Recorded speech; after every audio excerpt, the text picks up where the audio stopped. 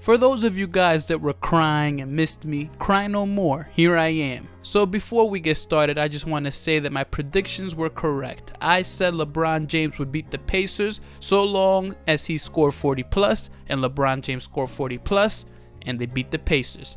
Now let's get into the video. Now, I understand this video is going to get a bunch of dislikes because Raptor fans don't like me. Every time I talk about the Raptors and I say the truth, they haunt me down and they troll me. And by all means, you can't really troll me because I don't care. This is the internet. Your words aren't gonna hurt me. So say what you want to say, but you will be blocked, my friends. You will be blocked. And here's what I'm gonna say.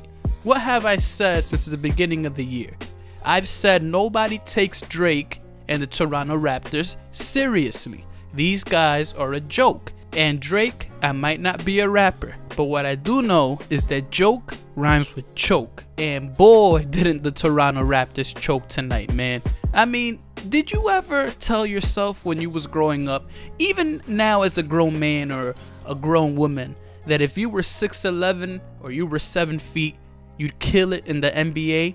Well, Jonas Valanciunas got that opportunity, and the man couldn't tip in a basketball to save his team. He couldn't do it. But to make matters worse, these guys had 6 attempts and they couldn't knock it down, man.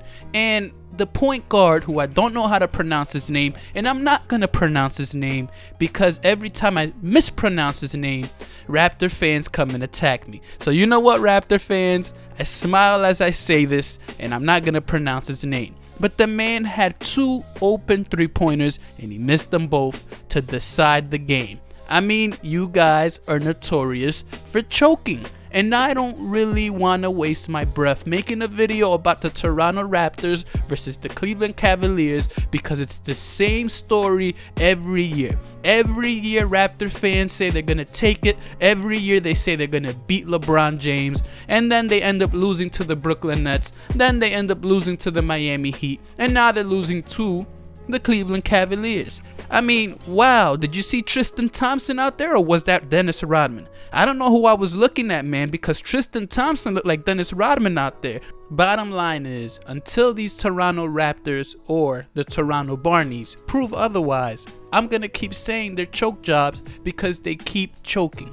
And suppose that the Cleveland Cavaliers were the better team and they were supposed to lose, I don't care about any of that because Jonas Valanciunas is 7 feet. You're supposed to tip that in, Jonas Valanciunas. Come on, man. And to the point guard that missed those open 3-point attempts, learn how to knock them down, man. Especially when your team needs you. Okay, we're moving on to the next 2 topics.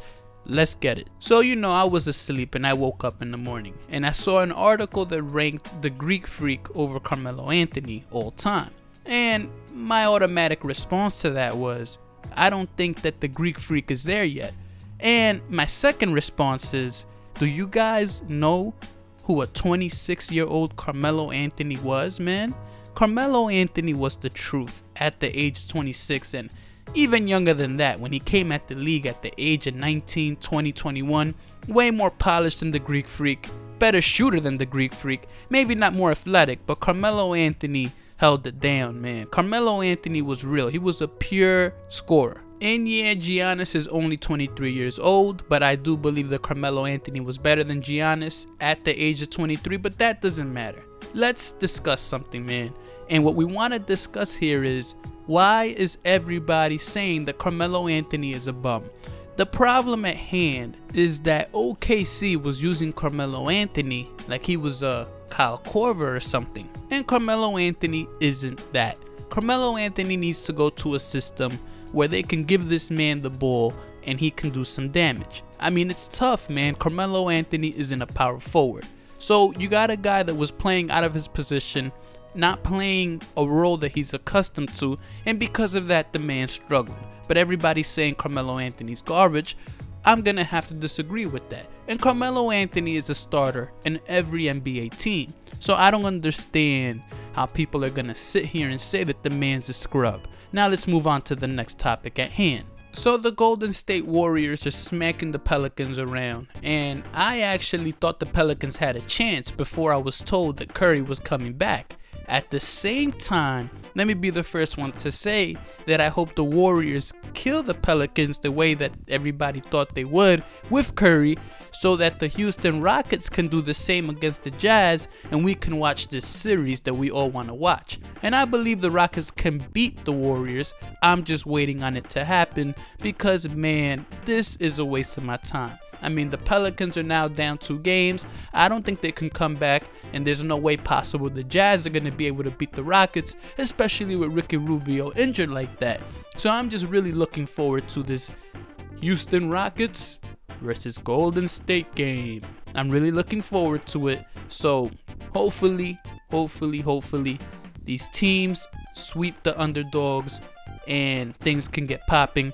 I'm really anxious to see that. And now for the last topic of the day, for all of you 76er fans out there that are talking about trust the process and the East is going to be yours, slow down a little bit. You guys can't even beat the Boston Celtics without Kyrie Irving and Gordon Hayward. If you can't even do that, pump the brakes. There's no way possible that the East is going to be yours. Yeah, you'll be better than LeBron James, but you're not going to be better than the Boston Celtics. And yeah, I'll give it to you guys. You guys have Ben Simmons, but the Boston Celtics have Jason Tatum. And I say that cancels out pretty well. I mean, pay attention to the rest of the series. I'm pretty sure the numbers are going to be pretty identical if you ask me. And yeah, I'm not going to say the 76ers are going to be trash. By no means. You're going to be in contention every single year. But I believe the Boston Celtics are going to be a little bit ahead of you guys, especially when their coach is better than yours.